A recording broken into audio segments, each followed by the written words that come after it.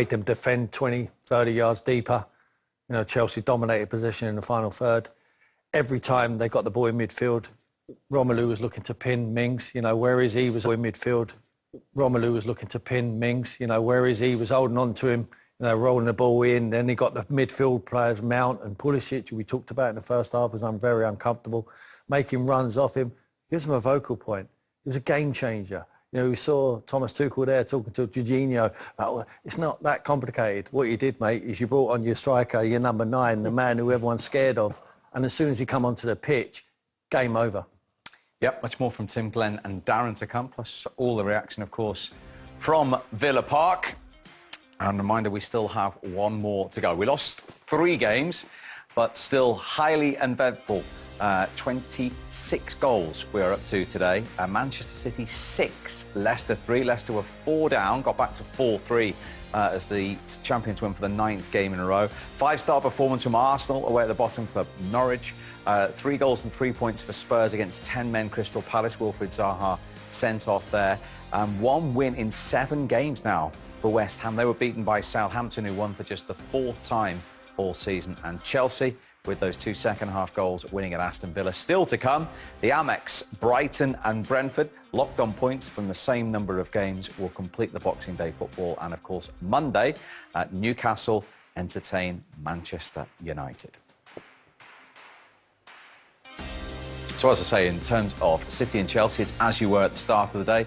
They've now both played 19. The gap is 6 points, with the goal difference in advantage for Pep Guardiola's side as well. Manchester United haven't played. Liverpool haven't, and that's why they're 6 points behind City. And now Arsenal, in 4th, have a 6-point lead over Spurs, but Spurs have 3 games in hand on their North London rivals. Villa stay 10th on 22 points. Another defeat for Norwich, their 12th of the season. They stay locked on 10 points level with Newcastle, who play Manchester United tomorrow. Look at the games in hand that Burnley now have, because they're only 2 points behind Watford. If they were to win that, they would go above Claudio Ranieri's side in the table. Burnley 5 points off Leeds. Southampton jump up to 20 points, level with Brighton, Palace and Brentford. Well done, Rob. You completely changed the game when you came on. Were you a man on a mission, perhaps frustrated at having had to sit out the most recent games? Yeah, I think I needed a performance like this today. You know, it's been difficult, you know, getting like ends of the game. You know, every footballer wants to be on the pitch. The manager has his reasons, but you know, I kept working hard, and you know, today it was, you know, it was good for us to win. And for myself personally, I'm happy with my performance, and I have to push on. The first goal, was it about the movement? Yeah, it's movement. I think you know, with balls from with crosses and stuff throughout the years, my movement in the box has been better. I tried to be less static and try to be on the move all the time, and you know, the cross was a brilliant cross, and then I just came across my man and, you know, flicked it in. And when you won the penalty, you just looked unstoppable. Nothing was going to get you. Yeah, you know, I think that's preferably my preferred actions, you know, running into space and you know, using my speed and my power, and then, you know, the defender did a contact, and, you know, Georgie finished it off for us.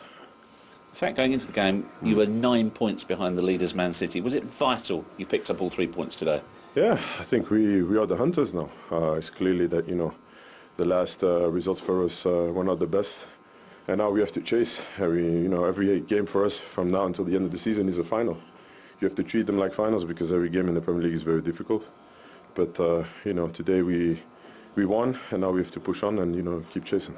Does it feel like you've made a bit of a statement? Level with Liverpool now, prove this is a 3-way fight. I don't know, you know. I think today we had to do our job, we had to win the game. Aston Villa was doing really well in the last couple of games. You know, credit to Steven Gerrard and his staff and their players. They have a really good team. It was not easy for us. But in the end, you know, our quality came through. And now we have to push on. We have to make sure that every game is a final, win, and that's it. You did your job. Good to see you back. Thank you, thank you. Well, they've won that final. Interesting comments. And not that you were on the bench and left out very often in any of your clubs. But can you empathise with that sort of point to prove that he had today? Yeah, because he wants to play games. He's been bought in for a lot of money. People questioned him when he came back to Chelsea, and he's been fit for a little while now. He had the COVID situation, and the injury, but he wants to go out there, prove people wrong and score goals, and I think he showed that with his performance. He looked a bit more hungry today, looked like he really wanted to get a goal. He was bringing others into play, but he was playing with real enthusiasm, and I think sometimes for Lukaku, maybe his body language doesn't always show that, but today he looked like he got on the pitch, he knew that his team needed him, he stepped up, got the goal, and I thought his performance in that second half was outstanding. And he said that the manager had his reasons, so he's obviously been available to play, and he's not been starting. Yeah, and they're correct reasons. I've seen him come on against West Ham. I've seen him come on from the bench, and nothing like that. Didn't have the energy, didn't have the movement. There was a lack of movement. And I think the manager's looking at him thinking, you're not ready. You're not ready. You're showing me you're not ready. He thinks in his mind he's ready, but go out there and do it on the pitch. Today, as Dan's just said, second half, he's trying to get on the shoulder. He's pinning people. He wanted the ball. He wanted the ball every single time. He was making runs that when it wasn't really realistic that the ball was going to come. But he looked eager. He wanted to show the manager, no, I'm ready. And he went and proved it tonight. And did you sense when he came on at half-time that straight away there was a seed of different doubt in Villa defenders' minds? Absolutely. I mean, as soon as he comes onto the pitch, they know, you know, he's like, look, he wants to run in behind. His movement was always, the timing was spot on. He dips in behind Mings there and oh, there I am. In front. I don't know what Mings was doing there. He tried to body check him in the end. He beat him all ends up. Once you let the striker look at your number, you've got a serious problem.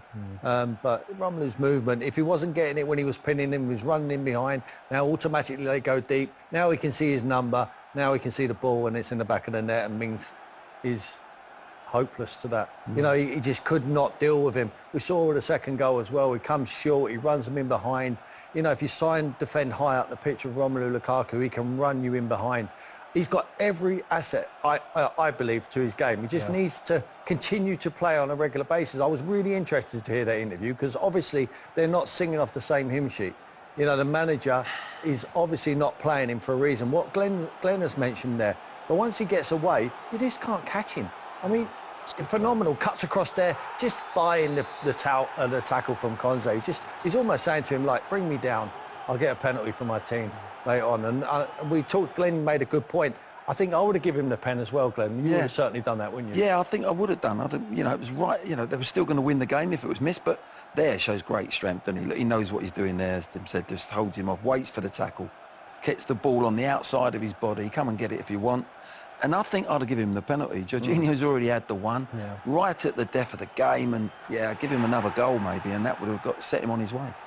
Even when he's in that type of form, Lukaku, it doesn't even have to be a pass. It could just be like a hopeful clearance up the pitch into space. And because he's so strong like he did for the penalty there, he held up the defender, he's got too much pace, too much power.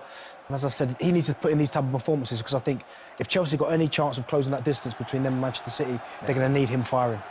Yeah, I think for the first goal, for his goal, the header, I think he must have made 6 movements. Yeah. And in the end, he gets across Mings and gets his goal. Yeah. But he wanted it before that. And that's when he's making that movement, he's as good as anyone.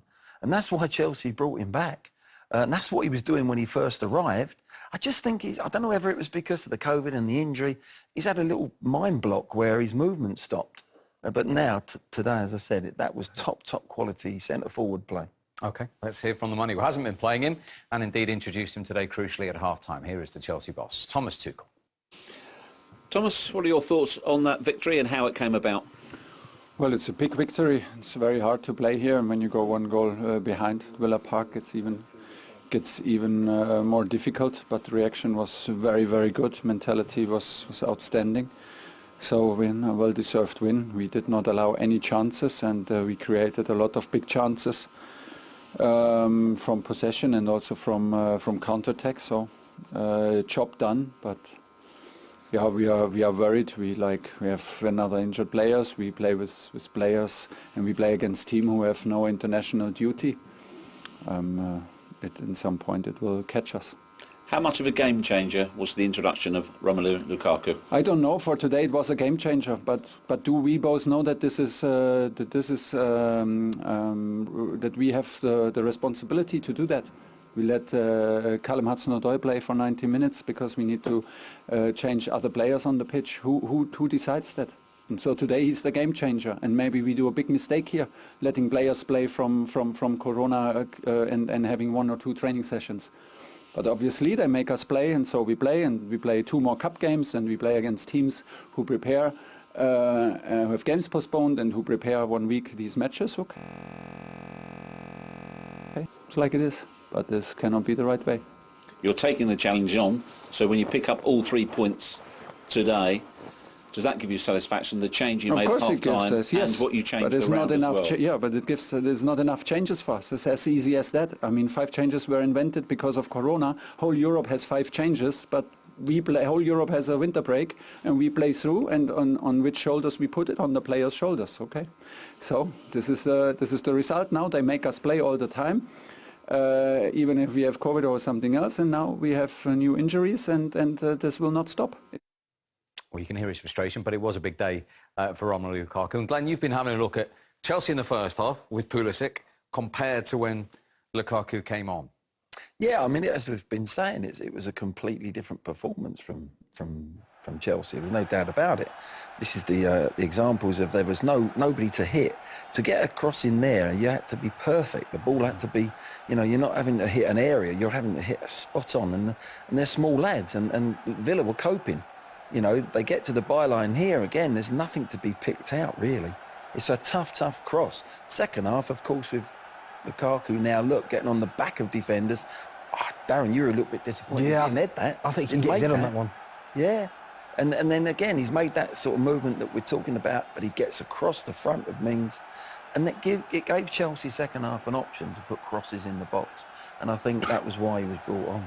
And just to go back to the point you made, if they're going to keep on the coattails of City and probably Liverpool, the performance and consistency of him is key to that, is it? It is key because, as Glenn was saying there, you look at the first half performance, everything's got to be precise. They can't hit an area. It's got to hit the perfect ball, the perfect cross, the perfect pass. But when you've got someone like Lukaku who's willing to run, put that type of energy in, if they want to close that gap, I think he's going to be key because he will get them goals. If you keep supplying him the chances, he's shown when he was in Italy, when he's here the first time with West Brom, Everton and Manchester United, that if you keep supplying him opportunities, he'll score goals. Last season at Inter, scored all of them amount of goals. So I think Chelsea and Thomas Tuchel understand what he's saying, the frustrations. But if you want to keep winning games, you have to keep playing him, and he will get you the goals. Okay. That's about that. Steven Gerrard watched from home in isolation Villa lose for the 3rd time in the Premier League since he took charge. So duties went over to his assistant, Gary McAllister. Gary, what's the Aston Villa perspective on that defeat? Well, looking at the result, I think it flatters Chelsea a wee bit. Some very good players. Lukaku come on and made a difference, obviously. But over the piece, I felt we played some good football. We kept the ball away for our goal.